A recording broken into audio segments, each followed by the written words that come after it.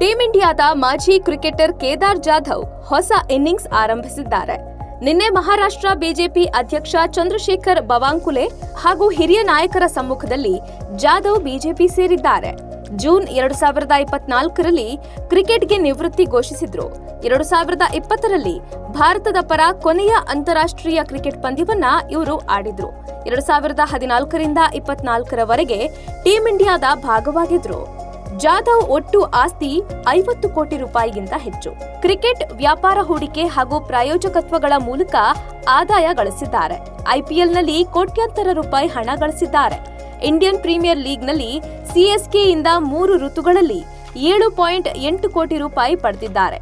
ಅವರ ಬಳಿ BMW X4 model ಕಾರಿದ್ದು ಭಾರತದಲ್ಲಿ ಅದರ ಬೆಲೆ 84 ಲಕ್ಷ ರೂಪಾಯಿ ಆಗಿದೆ.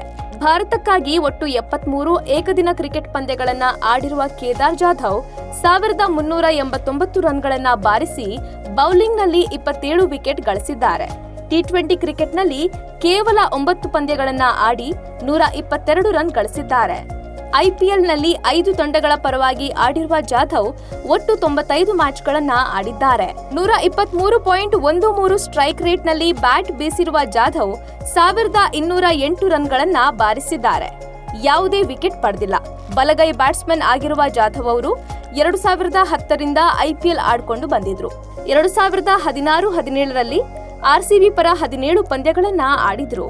ನಂತರ 2023ರಲ್ಲಿ ಮತ್ತೆ ಆರ್ಸಿಬಿಗೆ ಕಂಬ್ಯಾಕ್ ಮಾಡಿದ್ರು.